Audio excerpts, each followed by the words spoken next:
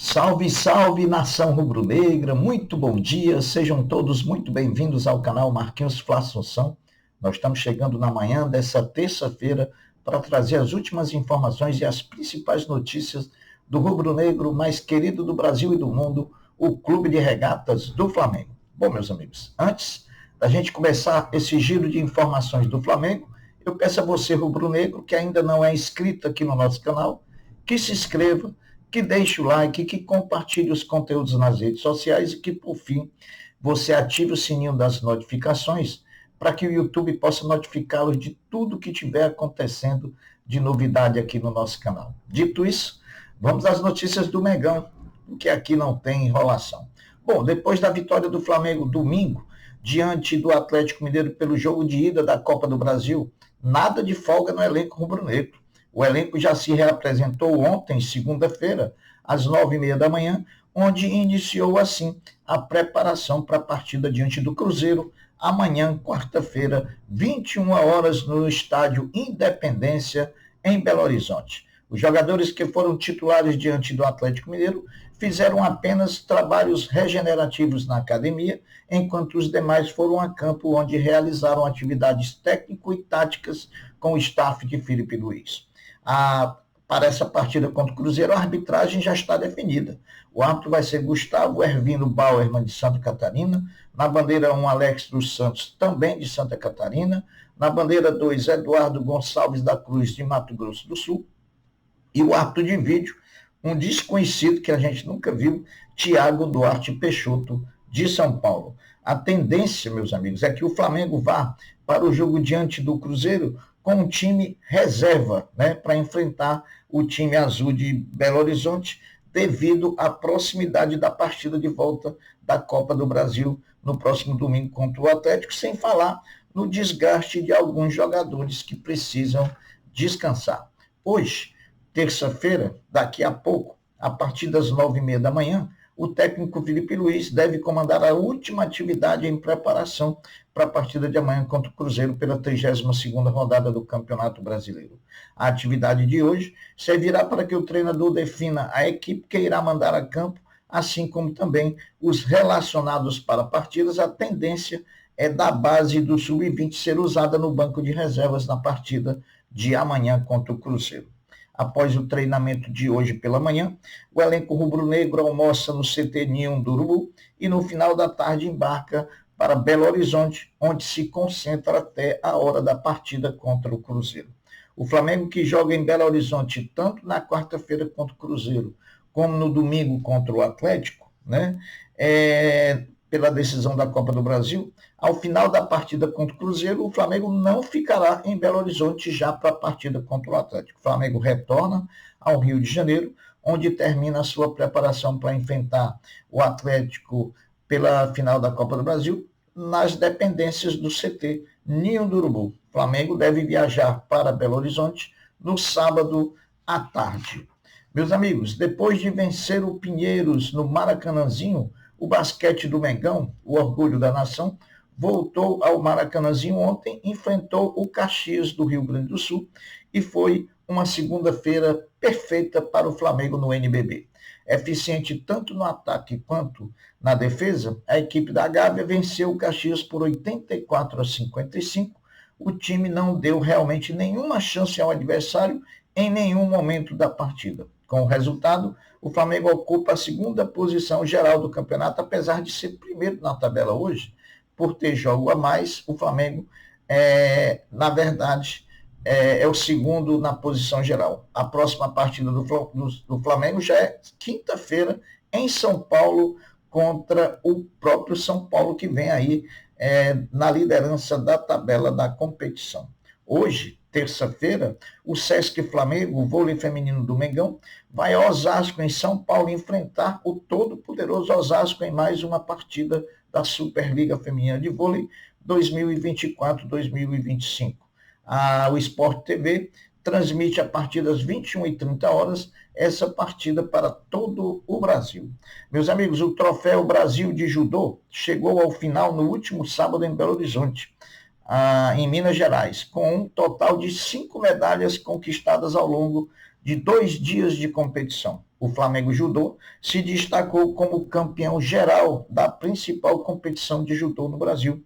Com essa vitória, o clube rubro-negro garantiu o direito de indicar 3 atletas para eventos internacionais que virão pela frente na CBJ, Confederação Brasileira de Judô.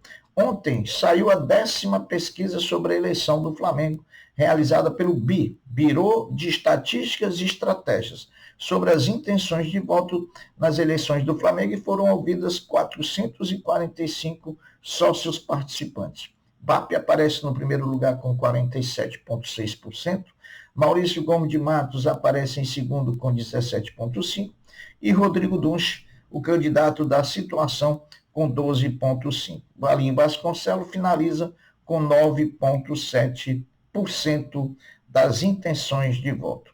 Bom, notícia veiculada na Argentina sobre um possível descontentamento do craque Nicolás de la Cruz do Flamengo caiu como uma bomba no meio da nação rubro-negra. Porém, com o passar do tempo, as coisas foram se esclarecendo e sendo desmentidas sistematicamente. Primeiro, pelo agente do jogador, que disse que Nico de la Cruz está descontente com ele mesmo, por não estar podendo ajudar mais ao clube nesse momento de decisão como ele queria. E, por fim, o próprio Nico de la Cruz postou nas redes sociais que tudo aquilo que estava sendo noticiado não passava de uma mentira. Então, tá aí, pode ficar tranquila a torcida rubro-negra, que o de la Cruz está, sim, disposto a se preparar mais, a entrar em forma mais rapidamente para poder voltar a ajudar o Flamengo, coisa que ele pretende. Bom, essa notícia que veio da Argentina, para mim, ela soa muito mais como uma cortina de fumaça para a torcida do River Plate, para encobrir o vexame que foi a participação do time argentino na semifinal da Libertadores contra o Atlético Mineiro, quando não viu a cor da bola, na verdade.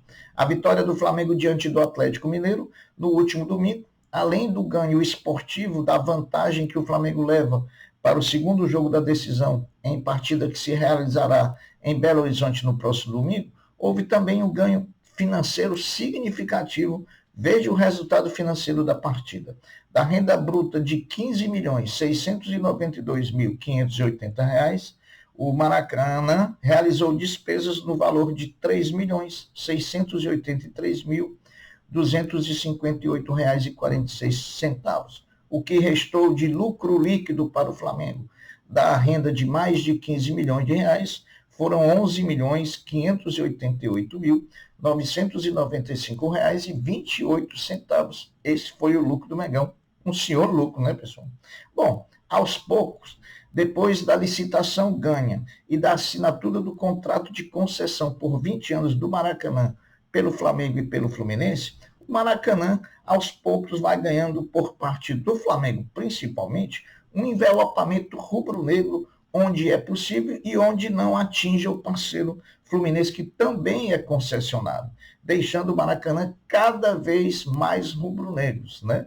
Então, os corredores já estão quase todos rubro-negros, isso está deixando o Maracanã realmente a cara do Mengão. Pena que, por força de lei, por força de contrato e por força de edital, o Flamengo não possa mexer também nas cores dos assentos, nas cores das cadeiras, né? Porque é a regra que está no edital, e quando o Flamengo se dispôs a participar da licitação, ele se dispõe também a cumprir tudo o que consta no edital. Bom, a gente elogia atleta, a gente elogia diretoria, a gente elogia funcionário, a gente elogia todo mundo, mas a gente precisa também elogiar o nosso treinador, Felipe Luiz, ex-jogador, ex-craque e ex-grande destaque no Flamengo, que ele tem, em verdade, uma trajetória ainda curta no clube como treinador, mas que está se revelando um estrategista versátil e vencedor. Se a torcida do Flamengo tiver um pouquinho de paciência e entender que talvez tenhamos, nesses últimos anos de procura, achado um treinador que conhece realmente o Flamengo, que sabe como o Flamengo gosta de jogar, que sabe como a torcida quer o time em campo, Nós temos tudo para ter uma feliz caminhada nessa função que há muitos anos nós não temos, né? Às vezes até por conta da impaciência da torcida, mas pela primeira vez e pelo tão pouco tempo de trabalho do Felipe Luiz e pelos resultados que ele tem mostrado, certamente vale a pena a gente apostar no nosso grande Felipe Luiz. Bom, agora vamos terminar o nosso giro de notícias falando da grande reunião que teve ontem o Conselho de Administração do Flamengo, com decisões importantes e com decisões que agora sim vão destravar o processo eleitoral do Flamengo, para que a gente possa caminhar para que chegue no dia 9 de dezembro e a gente transcorra as eleições da melhor maneira possível, da forma mais democrática possível, que vença o candidato que realmente tiver mais votos e for da grande maioria dos sócios do Flamengo. Bom, segunda-feira importante e decisiva para as eleições presidenciais do Flamengo. Afinal, os recursos interpostos pelas chapas de Valim Vasconcelos, Pedro Paulo e Rodrigo Dunche, que suscitaram ao Conselho de Administração alguns assuntos, agora, além do que, a homologação das chapas que concorrerão ao pleito do dia 9 de dezembro foram as pautas da reunião do Conselho de Administração do Flamengo na noite de ontem, segunda-feira, dia 4 de novembro. Né? Em reunião ontem, segunda-feira, o Conselho de Administração do Flamengo sacramentou as chapas inscritas para a eleição do Flamengo em dezembro. Vão concorrer ao pleito Luiz Eduardo Batista Ubap, Maurício Gomes de Matos e Rodrigo Donchi. A reunião do Conselho de ontem, devido à sua importância, teve alta presença de conselheiros. Nelas foram votados 3 recursos e também a homologação das chapas que concorrerão na eleição do dia 9 de dezembro. Uma novidade, antes da reunião do Conselho, aliás, na reunião do Conselho, foi a saída da chapa de BAP, e não da campanha. Ele sai da chapa, mas não sai da campanha, do ex-vice-presidente de Finanças do Flamengo, Rodrigo Tostes, né, que entregou uma carta com pedido ao Conselho de Administração. A intenção de Tostes em sair da chapa, mas continuar na campanha, era de evitar qualquer possibilidade de impugnação da chapa que estava presente, até porque o Rodrigo Tostes comprovadamente estava inadimplente e tinha o nome na lista de possíveis votantes na eleição do dia 9, né?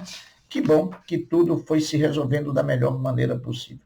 Os recursos interpostos por Valim, Pedro Paulo e Rodrigo Dunche, apesar de conhecidos pela Comissão Eleitoral Permanente do Flamengo, eles não tiveram provimento, ou seja, eles foram rejeitados por votação do Conselho, portanto, são só 3 chapas que concorrerão no pleito do dia 9 de dezembro no Flamengo. Homologadas as 3 chapas, hoje, dia 5 de novembro, acontece na Comissão Eleitoral Permanente do Flamengo a realização do sorteio dos números que identificarão cada uma chapa na eleição de dezembro. Até a eleição passada, essa identificação era feita apenas por cores, né? Chapa azul, chapa branca, chapa vermelha, e agora, diferentemente das cores, elas serão identificadas por números. Para finalizar, meus amigos, um breve comentário. Que bom que tudo se resolveu de maneira pacífica, no âmbito interno do clube, sem haver a judicialização da eleição do Flamengo, deixando com isso o Flamengo longe de trilhar um caminho que fez o nosso rival Vasco da Gama se apequenar como instituição. Esse era o meu grande medo, que essa eleição do Flamengo trouxesse. Mas parece que depois dessa reunião de ontem, nós vamos agora firme e forte para um processo democrático de fato e de direito, com a realização das eleições no dia 9 de dezembro. Vamos à eleição do Flamengo em dezembro, que vença aquele que a maioria desejar e que o vencedor seja o melhor para o Flamengo que é sim a nossa verdadeira paixão. Jogadores, dirigentes e treinadores passam e a instituição Flamengo, que é o nosso grande amor, ela continua. Por isso, o resultado que houver das eleições, a torcida tem que apoiar, independente do nome. Afinal de contas, quem ganhar vai ter que trabalhar 3 anos para fazer o Flamengo cada vez mais forte, mais gigante e de patamar mais elevado do que qualquer outro clube do futebol brasileiro. Meus amigos, Muito obrigado. Essas são as notícias do Flamengo. Eu vou ficando por aqui, deixando uma até breve, uma até logo. Fiquem todos com Deus, porque eu sempre estou com ele. Saudações rubro-negras. Fui. Tchau.